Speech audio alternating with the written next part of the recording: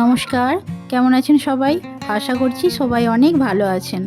চলে এসেছি একটি নতুন ভিডিও নিয়ে। আজকে দিনটি হলো রবিবার, আর এখন ঘড়িতে ওই সকাল 10টা মতো বাজে। তো আমি স্নান টান করে নিয়ে জল খাওয়ারও খাওয়া হয়ে গেছে। রবিবার মানেই সারা সপ্তাহের কাচা। প্রত্যেক দিনই অল্প অল্প করে কেচে নিই, কিন্তু রোজ তো আর সম্ভব নয় অনেকটা করে কেচে নেওয়া।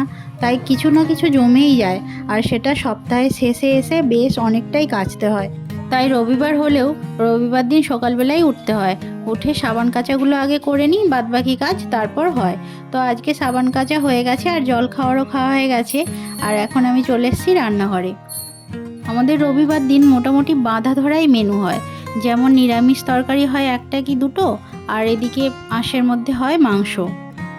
সপ্তাহে 7 দিনের মধ্যে এই রবিবার দিনটা হলো একেবারে বাঁধা ধরা, মানে আজকের দিনে মাংস হবেই। আর অন্যান্য দিনগুলোতে খুব একটা হয়ে ওঠে না, তবে মাঝে সাঝে হয়।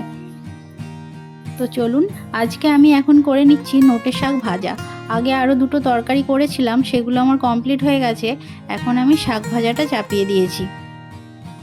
সাম্যর তো মাংস হলে আর কিছুই লাগে না, তাই এই নিরামিষ তরকারিগুলো হয়তো ও খাবে না। আর ওর বাবাও হয়তো খাবে না, কেননা ওর বাবাও মাংস হলে দেখি আর কিছু নিতে যায় না। তবে এই শাক হলে তখন হয়তো একটু নিল শাক ভাজা। তো চলুন, শাক ভাজাটা কমপ্লিট হয়ে গেছে, এবার আমি বসাবো মাংস। আমি যতবার মাংস করি তত রকমভাবে হয়ে যায়। মানে যেদিন দেখি একটু সময় আছে সেদিনকে মাংসটাকে বেশ কষিয়ে কষিয়ে ভালো করে করি। আর যেদিনকে দেখি সময় থাকে না সেদিনকে তাড়াহুড়ো করে সব মাংস দিয়ে দিই, তার মধ্যে হয়তো মশলাটাকে একটু ম্যারিনেট করে রাখি, নিয়ে এইভাবে করে নিই। অর্থাৎ যেদিন যেমন হয় সেদিন সেরকম। আজকে একটু মাংসটাকে ভাবছি প্রথমে ভেজে নেব, নিয়ে তারপর মশলাগুলোকে ভেজে নিয়ে মাংসটাকে দেব। তো কিভাবে মাংসটা রান্না করি আজকে আপনাদের দেখাই, চলুন।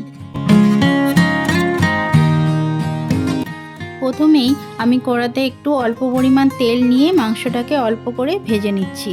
আর হ্যাঁ, মাংসটাকে কিন্তু আগে আমি নুন আর হলুদ মাখিয়ে রেখেছিলাম। এরপর পেঁয়াজ, রসুন, আদা বেটে নিচ্ছি।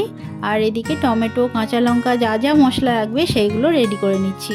এতে করে কি হয়, মাংসটা আমার এদিকে ভাজাও হতে থাকলো, আর ওইদিকে আমি আমার সব মশলাগুলো রেডি করে নিতে পারলাম। যেদিন দেখি যে দেরি হয়ে গেছে সেদিন এইভাবে মাংস করি, তাতে সময়টা আমার খুব সাশ্রয় হয়। তো এদিকে আমার সমস্ত কিছু মশলাপাতি এতক্ষণ রেডি হয়ে গেছে, আর এদিকে মাংসটাও আমার ভাজা মতো হয়ে গেছে। মাংসটা তেল তুলে নিয়ে এবার আমি অল্প করে তেল দিয়ে দিচ্ছি। আমাদের বাড়িতে মাংস খাওয়ার মধ্যে আমি, সাম্যর বাবা আর সাম্য। তাও আবার সাম্যর বাবা বেশি মাংস খাবে না, ওই খুব জোর 4 পিস কি 5 পিস, তার বেশি খাবে না। আমিও হয়তো ওই 4-5 পিসই খাবো, আর সাম্যও হয়তো দেখবো যে ওই রকম। তাই খুব বেশি মাংস আমাদের হয় না। যদি বা বেশি আনা হয় তবে আবার দেখি পরের দিনের জন্য রয়ে যায়, সেই জন্য একটু অল্প করেই আনা হয়। চলুন, পেঁয়াজটা আর রসুনটা এবার তেলের মধ্যে ভেজে নিচ্ছি। আর এখন তো বেশ গরম পড়েছে, তাই মশলাপাতিও একটু কম কমই দিচ্ছি। এমনিতে যদিও আমাদের মশলাপাতি খুব কম খাওয়া হয়, কিন্তু এই গরমের সময় আরও একটু কম দেওয়ার চেষ্টা করি। আর অবশ্যই কাঁচা লঙ্কা দিয়ে রান্না করার চেষ্টা করি।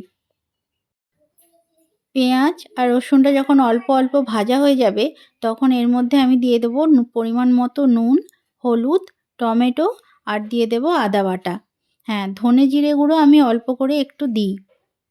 যেই পেঁয়াজটা কড়াতে তুলেছি, সাম্য গন্ধ পেয়ে বলছে যে মা, আমাকে জন্য কিন্তু একটু কষা মাংস রাখবে।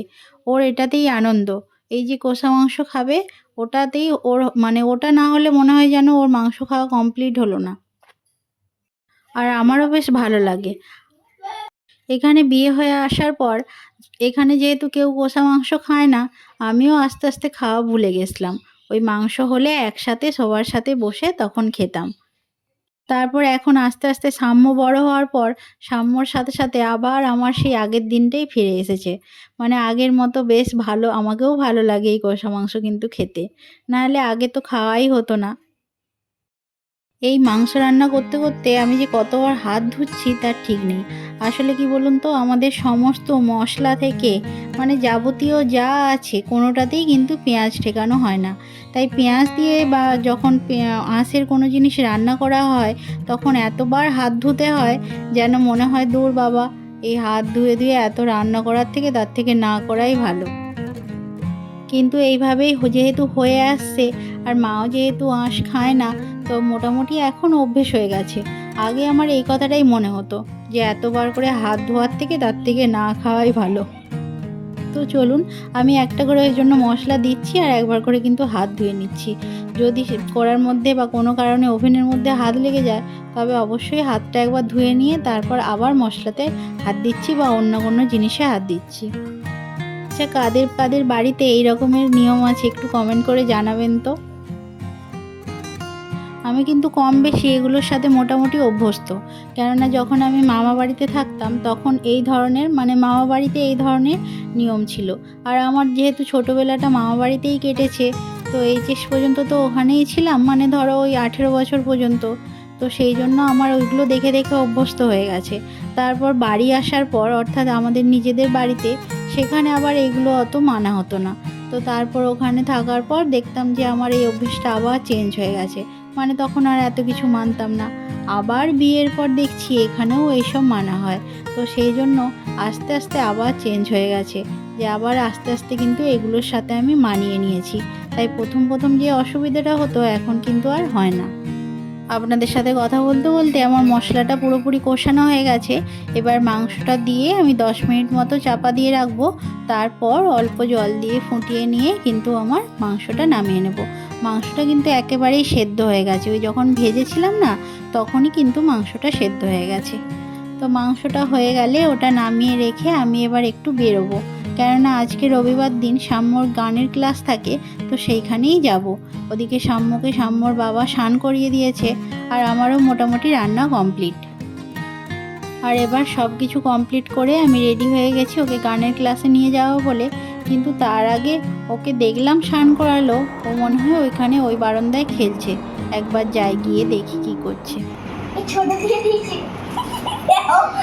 আমার হাত করতে বেরিয়ে যাবে। আমি জিতবো, আমি জিতবো, আমি জিতবো, আমি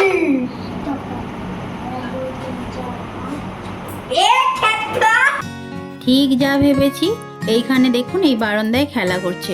তো পাশের বাড়ি থেকে ওর একটা বন্ধু এসেছে, তার সাথেই খেলছে। এই যে ক্যারাম বোর্ডটা ও কিন্তু পেয়েছিল ওর জন্মদিনে। একা একা খুব একটা খেলে না, সাধারণত কোনো বন্ধু আসলে তখনই খেলে। তো ওকে আমি রেডি করে নিই, কেননা ওকে নিয়েই তো আমি এখন বেরোবো। তো আজকের ব্লগটি আমি এখানেই শেষ করলাম। আবার দেখা হবে পরের একটি ব্লগে। ততদিন আপনারা সবাই সুস্থ থাকবেন, ভালো থাকবেন, নিজের খেয়াল রাখবেন। নমস্কার।